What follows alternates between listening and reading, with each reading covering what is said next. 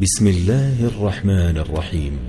الحمد لله الذي أنزل على عبده الكتاب ولم يجعل له عوجا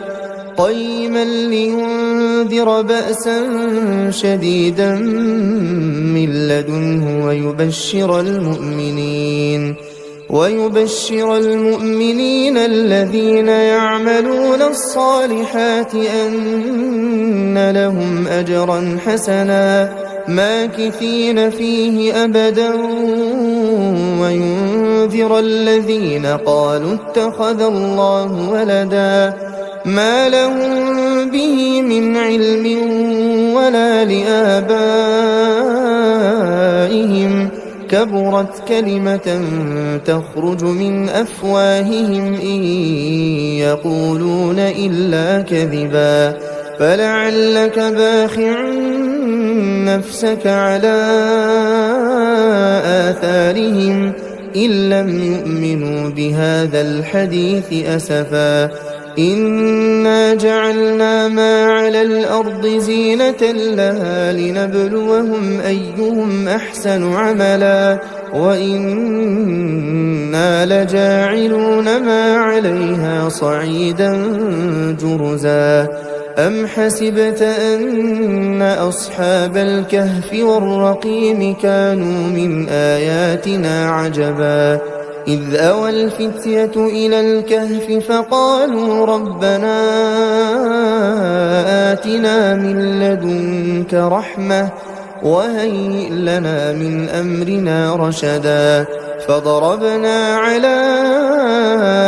آذانهم في الكهف سنين عددا ثم بعثناهم لنعلم أي الحزبين أحصى لما لبثوا أمدا نحن نقص عليك نبأهم بالحق إنهم فتية آمنوا بربهم وزدناهم هدى وربطنا على قلوبهم إذ قاموا فقالوا ربنا رب السماوات والأرض لن ندعو من دونه إلها لقد قلنا إذا شططا هؤلاء قوم اتخذوا من دونه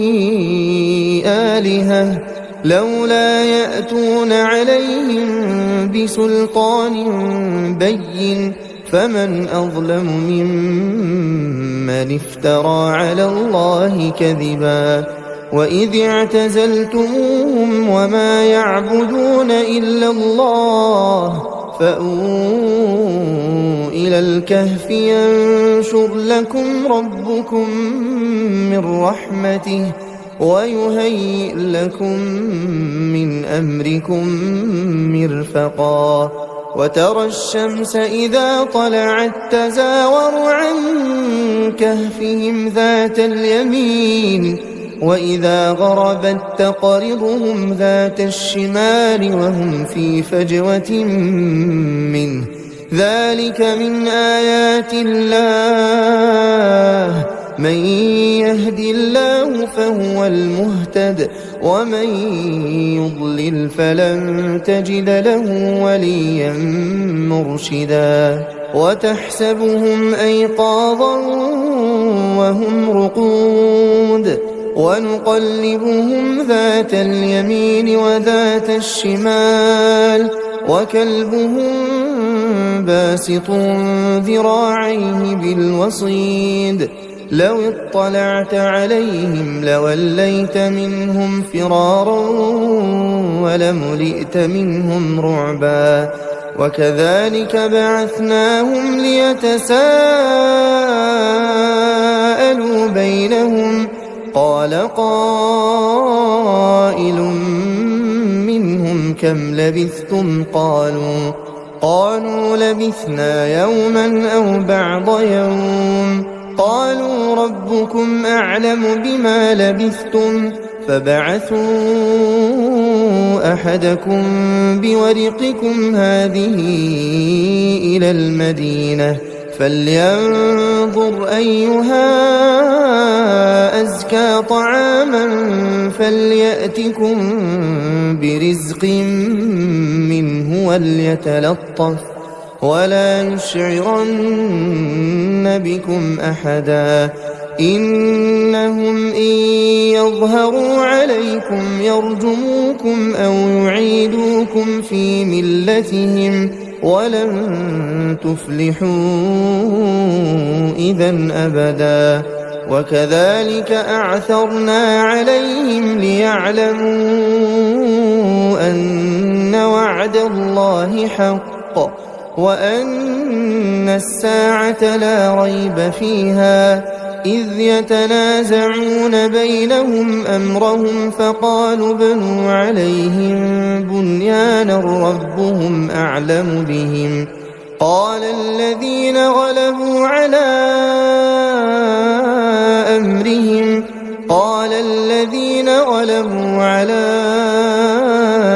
أمرهم لنتخذن عليهم مسجدا سيقولون ثلاثة رابعهم كلبهم ويقولون خمسة سادسهم كلبهم رجما بالغيب ويقولون سبعة وثامنهم كلبهم قل ربي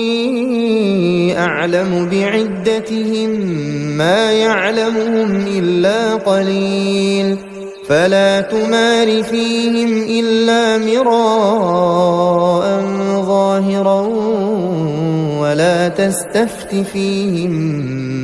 منهم أحدا ولا تقولن لشيء إني فاعل ذلك غدا إلا أن يشاء الله واذكر ربك إذا نسيت وقل عسى أن يهديني ربي لأقرب من هذا رشدا ولبثوا في كهفهم 300 سنين وازدادوا 9 قل الله أعلم بما لبثوا له غيب السماوات والأرض أبصر به وأسمع ما لهم من دونه من ولي ولا يشرك في حكمه أحدا واتل ما أوحي إليك من كتاب ربك لا مبدل لكلماته ولن تجد من دونه ملتحدا واصبر نفسك مع الذين يدعون ربهم بالغداة والعشي يريدون وجهه ولا تعد عيناك عنهم تريد زينة الحياة الدنيا ولا تطع من أغفلنا قلبه عن ذكرنا واتبع هواه وكان أمره فرطا وقل الحق من ربكم فمن شاء فليؤمن ومن شاء فليكفر إنا أعتدنا للظالمين نارا أحاط بهم سرادقها وإن يستغيثوا يغاثوا بماء كالمهل يشوي الوجوه بئس الشراب وساءت مرتفقا إن الذين آمنوا وعملوا الصالحات إنا لا نضيع أجر من أحسن عملا أولئك لهم جنات عدن تجري من تحتهم الأنهار يحلون فيها من أساور من ذهب ويلبسون ثيابا خضرا من سندس واستبرق متكئين فيها على الأرائك نعم الثواب وحسنت مرتفقا واضرب لهم مثل الرجلين جعلنا لأحدهما جنتين من أعناب وحففناهما بنخل وجعلنا بينهما زرعا كلتا الجنتين آتت أكلها ولم تظلم منه شيئا وفجرنا خلالهما نهرا وكان له ثمر فقال لصاحبه وهو يحاوره أنا أكثر منك مالا وأعز نفرا ودخل جنته وهو ظالم لنفسه قال ما أظن أن تبيد هذه أبدا وما أظن الساعة قائمة ولئن رددت إلى ربي لأجدن خيرا منها منقلبا قال له صاحبه وهو يحاوره أكفرت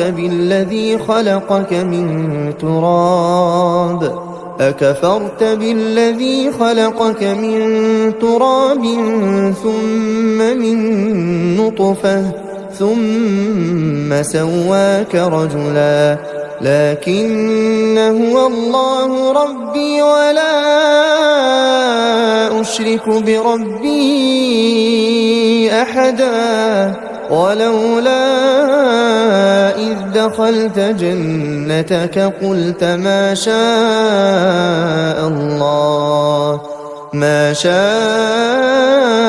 الله لا قوة إلا بالله إن ترني أنا أقل منك مالا وولدا فعسى ربي أن يؤتيني خيرا من جنتك ويرسل عليها حسبانا من السماء فتصبح صعيدا زلقا أو يصبح ماؤها غورا فلن تستطيع له طلبا وأحيط بثمره فأصبح يقلب كفيه على ما أنفق فيها وهي خاوية على عروشها ويقول يا ليتني لم أشرك بربي أحدا ولم تكن له فئة ينصرونه من دون الله وما كان منتصرا هنالك الولاية لله الحق هو خير ثوابا وخير عقبا واضرب لهم مثل الحياة الدنيا كماء إن أنزلناه من السماء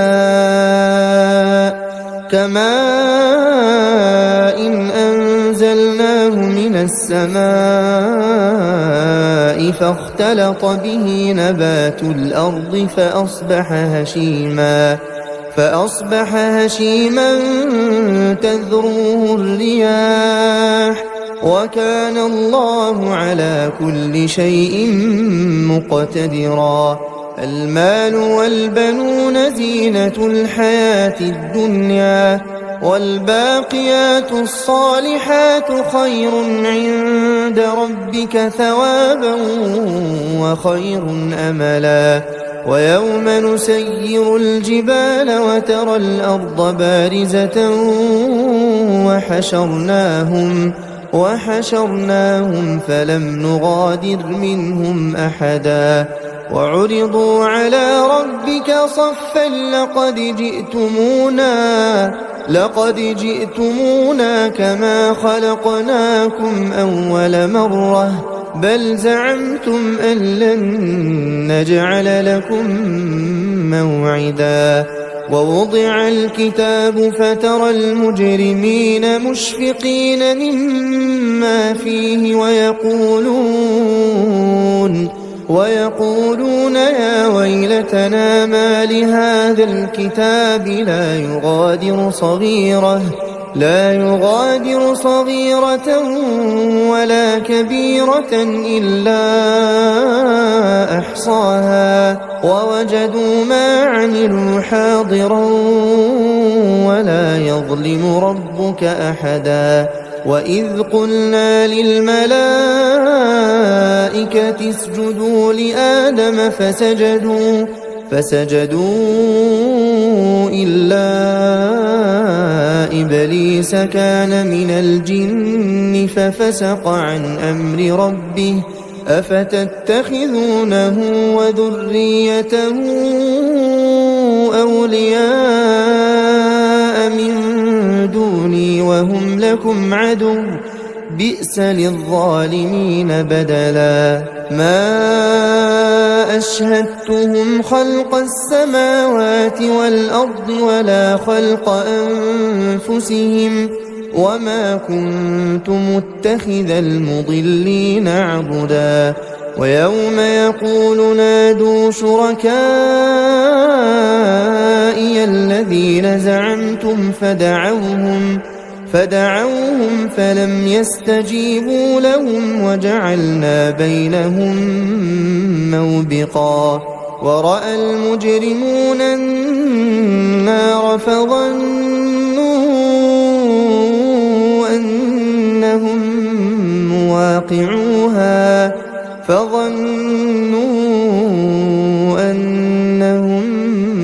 مواقعوها ولم يجدوا عنها مصرفا ولقد صرفنا في هذا القرآن للناس من كل مثل وكان الإنسان أكثر شيء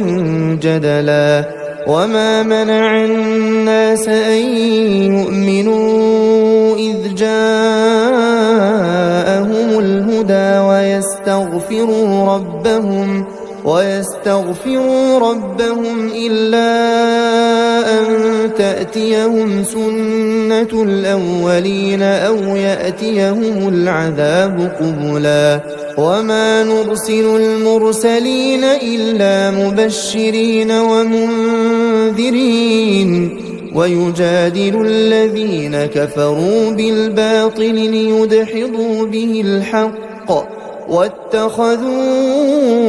آياتي وما أنذروا هزوا ومن أظلم ممن ذكر بآيات ربه فأعرض عنها ونسي ما قدمت يداه إنا جعلنا على قلوبهم أكنة أن يفقهوه وفي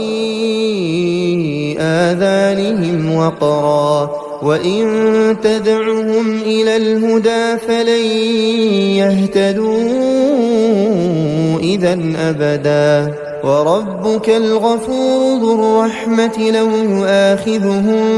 بما كسبوا لعجل لهم العذاب بل لهم موعد لن يجدوا من دونه موئلا وتلك القرى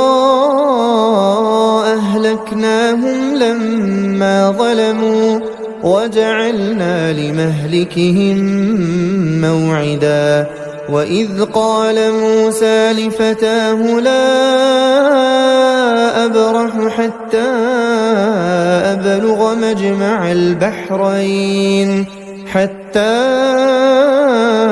أبلغ أبلغ مجمع البحرين أو أمضي حقبا فلما بلغا مجمع بينهما نسيا حوتهما فاتخذ سبيله في البحر سربا فلما جاوزا قال لفتاه آتنا غداءنا لقد لقينا من سفرنا هذا نصبا قال أرأيت إذ أوينا إلى الصخرة فإني نسيت الحوت وما أنسانيه إلا الشيطان أن أذكره واتخذ سبيله في البحر عجبا قال ذلك ما كنا نبغي فارتدا على آثارهما قصصا فوجدا عبدا من عبادنا آتيناه رحمة من عندنا وعلمناه من لدنا علما قال له موسى هل أتبعك على أن تعلمني مما علمت رشدا قال إنك لن تستطيع معي صبرا وكيف تصبر على ما لم تحط به خبرا قال ستجدني إن شاء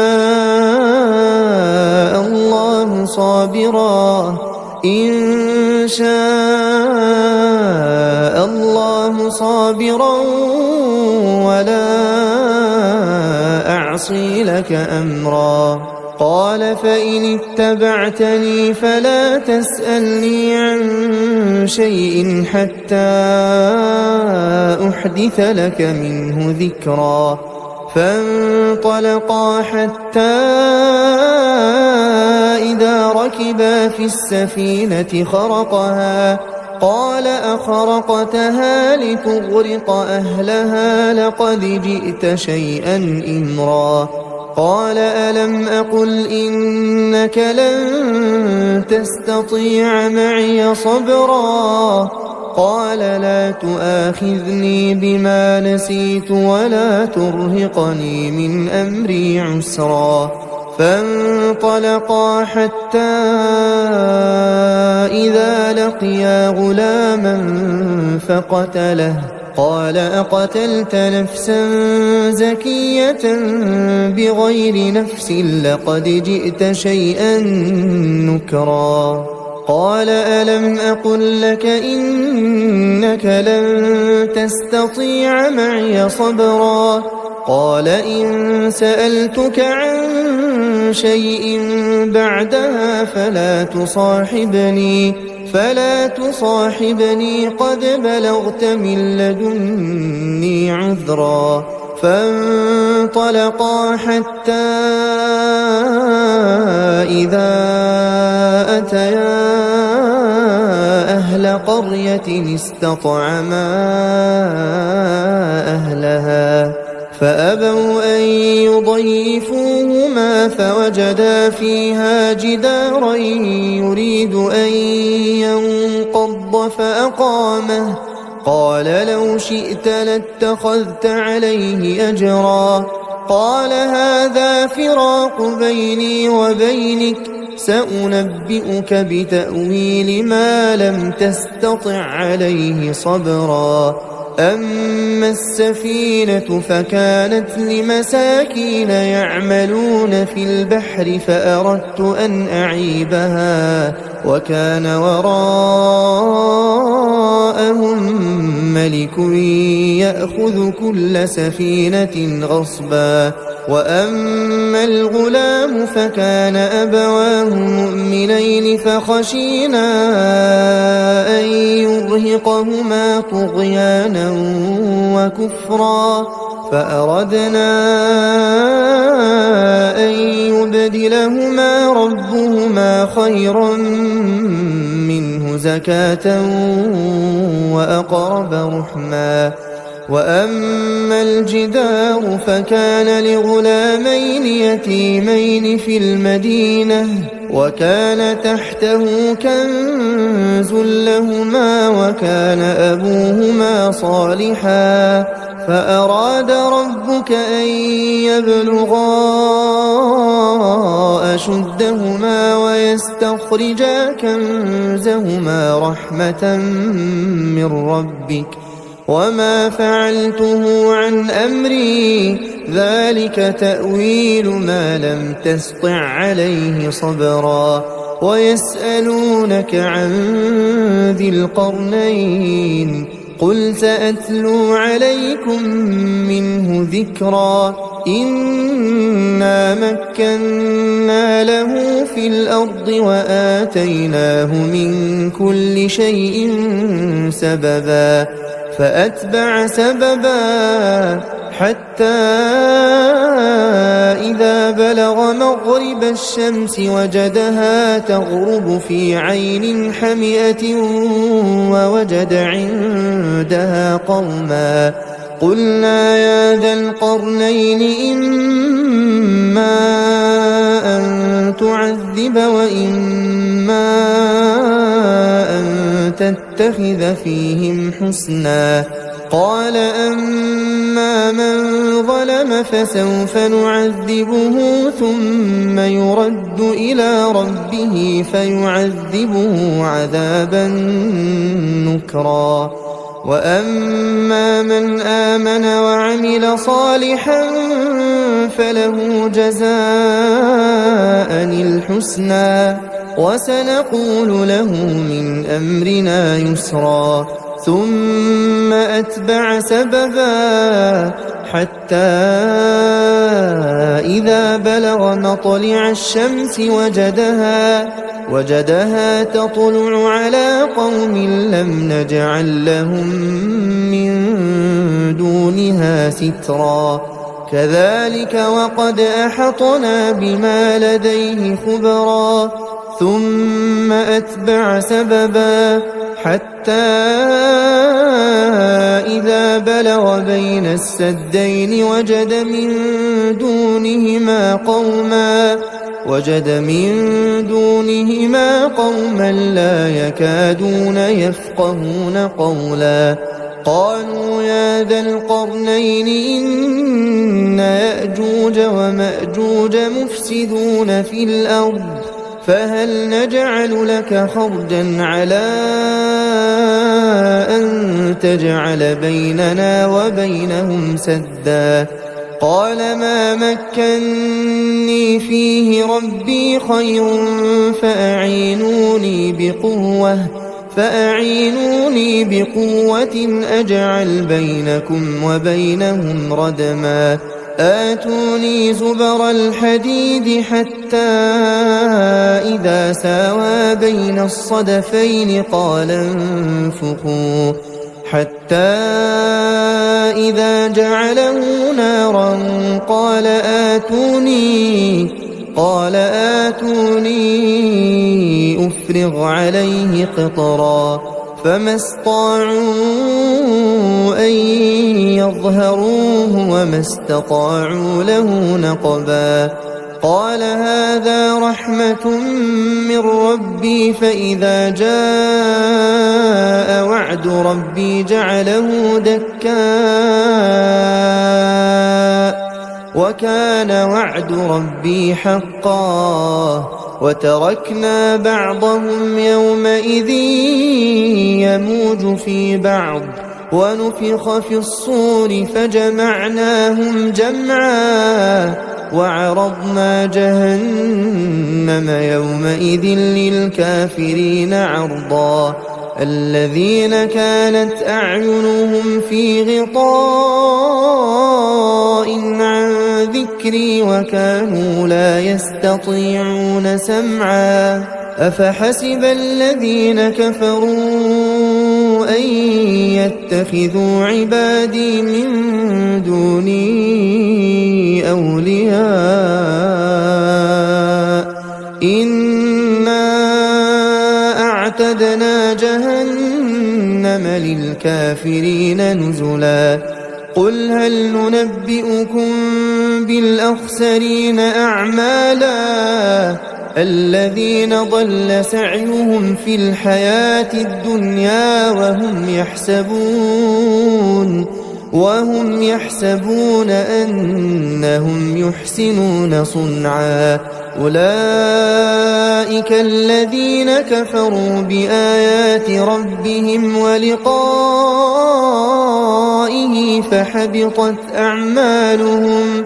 فحبطت أعمالهم فلا نقيم لهم يوم القيامة وزنا ذلك جزاؤهم جهنم بما كفروا واتخذوا آياتي ورسلي هزوا إن الذين آمنوا وعملوا الصالحات كانت لهم جنات الفردوس نزلا خالدين فيها لا يبغون عنها حولا قل لو كان البحر مدادا لكلمات ربي لنفد البحر قبل أن تنفد كلمات ربي ولو جئنا بمثله مددا قل إنما أنا بشر مثلكم يوحى إلي أنما إلهكم إله واحد فمن كان يرجو لقاء ربه فليعمل عملا